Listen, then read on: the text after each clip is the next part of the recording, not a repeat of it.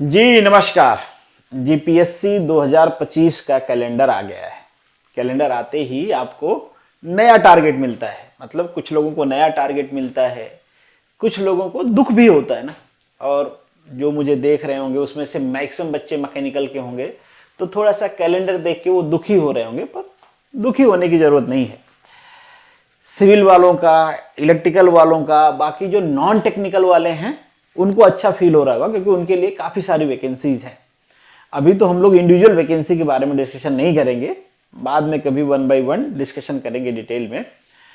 But अभी चूंकि मैं यहाँ पे मैक्सिमम मैकेनिकल के बच्चे हैं, तो मैं भाई इस बात से शुरू करता हूँ कि अगर आप जीपीएससी एएमबीआई के लिए एलिजिबल थे, आपने फॉर्म भरा हुआ है, आप तैयारी नहीं कर रहे हो, तो you are committing a crime.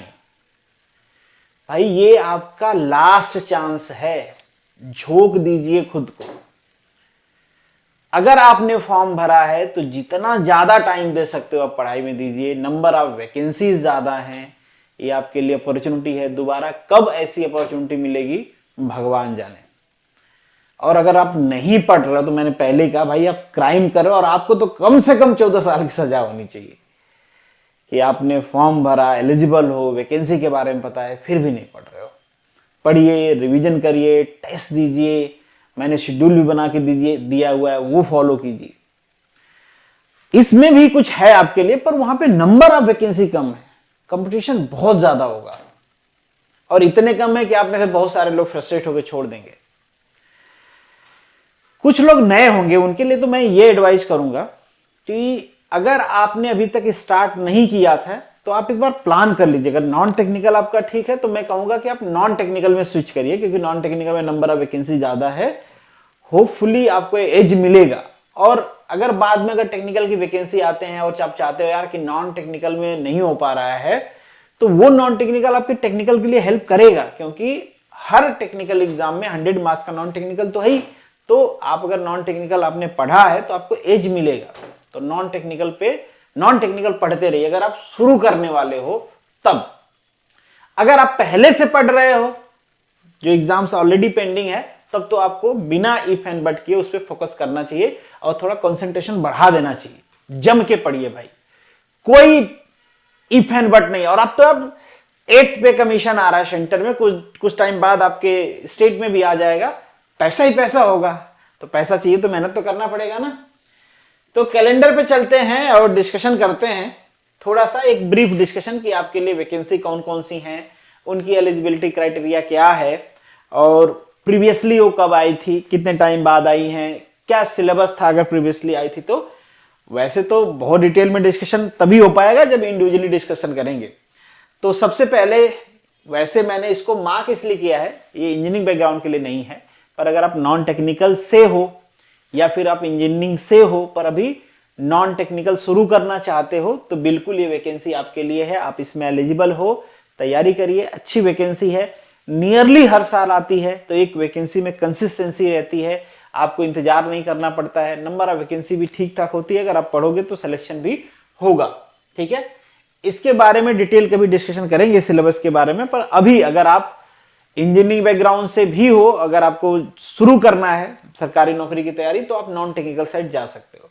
बाकी इलेक्ट्रिकल वालों के लिए बहुत टाइम बाद खुशखबरी आई है कि जीपीएससी ने इस नंबर में वैकेंसी निकाला है। तो आप तो भाई लग जाइए, आपको इंतजार नहीं करना है, टाइम भी दिया है। अक्टूबर में 2025 में आपका एडवर्टीजमेंट आएगा, एग्जाम का भी डेट दे रखा है आप लोगों को, और इंटरव्यू का भी डेट दे रखा है। तो आप ये सब बातें ध्यान रखना, नहीं इधर मेंशन किया हुआ है कि कौन सा एग्जाम का डेट है।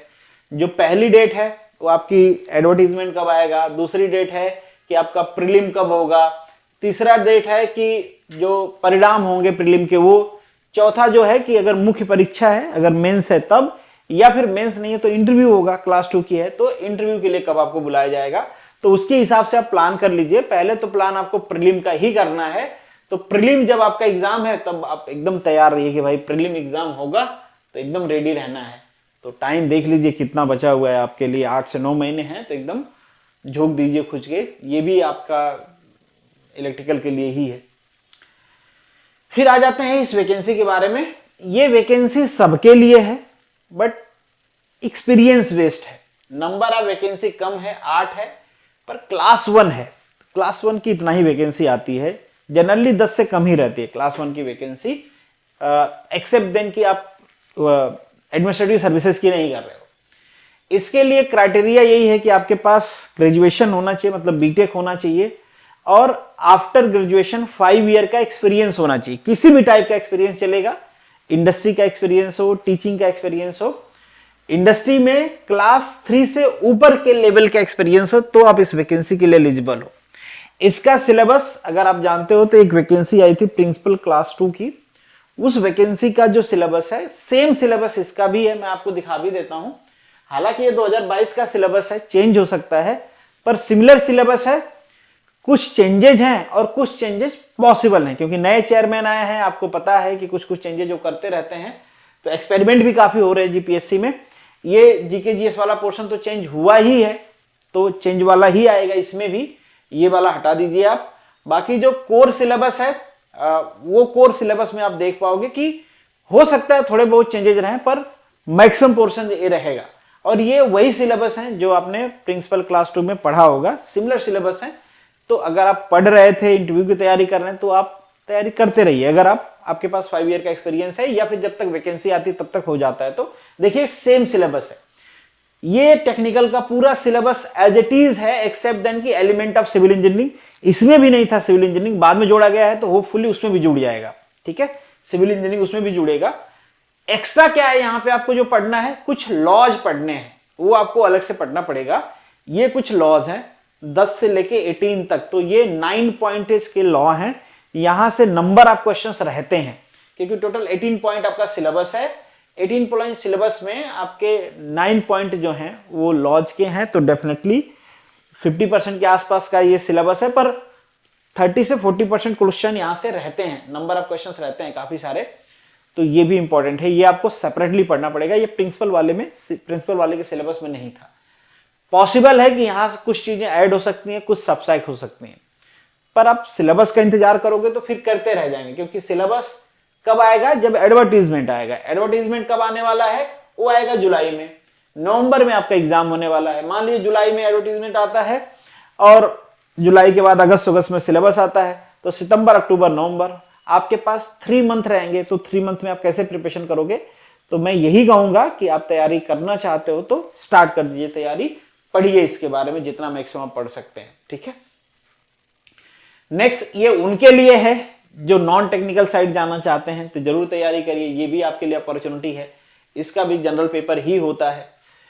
मैकेनिकल के लिए एक वैकेंसी है, वो अब आने वाली है, इसका इंतजार आप काफी टाइम से कर रहे हो। एआरटीओ की वैकेंसी है, इसके बारे में कई बार मैंने डिस्कशन किया है, बहुत अच्छी पोस्ट होती है, पूरा एडमिनिस्ट्रेशन वाली फीलिंग आती है, आपके अंडर में ढेर सारे एमबीआई होते हैं, पर ये सपना मैं कब तक आपको दिखाऊं, ये कई बार आ चुकी है, आगे चली जाती है, नहीं आती है, पर होपफुली इस बार थोड़े रिलेटिवली सिंसियर चेयरमैन है, होपफुली इस बार ये रिक्रूटमेंट पूरा होगा, ठीक है।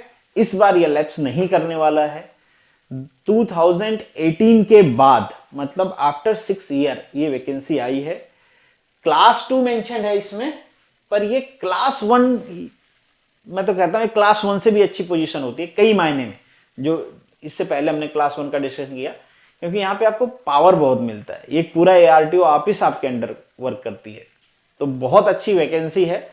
अगर आप एमबीआई की तैयारी कर रहे हैं, आपने बीई किया हुआ है, तो आप इसके लिए एलिजिबल रहेंगे, तैयारी को कंटिन्यू रखिएगा। ये मिल जाती है तो फिर वही है कि मेहनत सफल हो गई वाली बात हो जाएगी, ठीक है। इसके बारे में ऑलरेडी काफी सारा डिस्कशन हुआ है, सिलेबस आपका वही रहेगा 100 मार्क्स, जो इससे पहले वाला भी जो मैंने डिस्कशन किया था वो 300 मार्क्स का था, ये भी 300 मार्क्स का होगा, 300 मार्क्स का होगा, जिसमें 100 मार्क्स आपका नॉन टेक्निकल रहेगा और 200 मार्क्स वही रहने वाला है, मोस्ट प्रोबेबली 125 मार्क्स आपका टेक्निकल हो जाएगा, 75 मार्क्स आपका क्या हो जाएगा, एक्ट एंड रूल हो जाएगा। बाकी 100 मार्क्स में जो जीपीएससी का नया प्रीलिम वाला सिलेबस है वही आने वाला है, तो वो आपको प्लान करके पढ़ना है। कम से कम 200 मार्क्स तो आप पढ़ के रखिए, एक्ट्स और टेक्निकल। वो मैं इसलिए कह रहा हूं क्योंकि वो अभी आप पढ़ रहे होगे, आप में से काफी सारे लोग ये एमबीए की तैयारी कर रहे हैं, तो आप उसको कंटिन्यू रखिएगा। हालांकि यहाँ पे जो ऑलरेडी सेलेक्टेड हैं वो भी इसकी तैयारी करेंगे, क्योंकि प्रमोशन से यहाँ तक पहुंचना रिटायरमेंट आ जाती है, तो वो भी तैयारी करेंगे। पर ठीक है, जब करेंगे तब करेंगे, आप तो कर रहे हो तो आप क्यों पीछे हटो। और इसमें भी एलिजिबल हैं, अगर आप टेक्निकल नहीं पढ़ रहे हैं, नॉन टेक्निकल पढ़ रहे हैं, तो चूंकि मैंने पहले ही सजेस्ट किया कि अगर आप शुरू कर रहे हैं तो नॉन टेक्निकल पढ़िए, तो आप इसमें भी एलिजिबल होंगे। ठीक है, तो इसकी भी तैयारी कर सकते हैं आप। और ये कुछ नंबर ऑफ वैकेंसी काफी कम है, ठीक है, पर कम हो या ज्यादा हो, कम है तो कम ही को मिलेगा, ऑब्वियसली कट ऑफ ऊपर जाएगा। पर अगर आप पढ़ रहे हो तब आपको सारा एग्जाम देना है, कोई छोड़ना नहीं है। ठीक है, और होपफुली अभी जो वैकेंसी आई है उसके लिए आप पढ़ भी रहे होगे। ठीक, तो ये कुछ वैकेंसीज थी, ये फार्मेसी वालों के लिए होती है। अभी रिक्रूटमेंट आया कुछ टाइम पहले, उसका रिजल्ट भी आया, दोबारा से वैकेंसी आ गई, कंटिन्यूटी में है। तो अगर आप तैयारी किए हो या कोई आपके आसपास पड़ोसी भाई बहन रिलेटिव कोई भी है जिसने फार्मेसी किया है, तो ये उसके लिए, उसको जरूर अपडेट करिए भाई कि तैयारी करो। पहले किए थे तो वेल एंड गुड, अगर नहीं किए थे तो शुरू करिए, ये भी अपॉर्चुनिटी है फार्मेसी वालों के लिए। बाकी सारे नॉन टेक्निकल हैं या कुछ के लिए अपना स्पेसिफिक क्राइटेरिया होगा, तो उसका डिस्कशन मैं कर नहीं रहा हूँ। बट जो बड़ी वैकेंसी हैं, जिनमें नंबर ऑफ वैकेंसी ज़्यादा हैं, उनके बारे में हम डिस्कशन करेंगे। एक वैकेंसी बीच में मिस हुई है, जो टैक्स इंस्पेक्टर की है, शायद मैंने बताया भी उसके बारे में। उसके बारे में तो मैंने उसके प्रोफाइल के बारे में एक डिटेल वीडियो भी बनाया है, इस वीडियो के लिंक में आपको साइड में मिल जाएगा, देखना आप, शायद थोड़ा मोटिवेशन मिलेगी, करना चाहिए। ठीक है, बाकी कोई कमेंट, कोई डाउट है तो कमेंट बॉक्स में जरूर लिखिएगा। मैकेनिकल के लिए एक बार फिर से एडवाइस है कि आप जितना ज्यादा मैक्सिमम एनर्जी लगा सकते हैं जीपीएससी एमबीआई के लिए लगाइए। ठीक है, एक बार सेटल हो जाएंगे, एआरटीओ का भी कर लेंगे। ठीक है, चलिए, all the best, good luck and जय हिंद।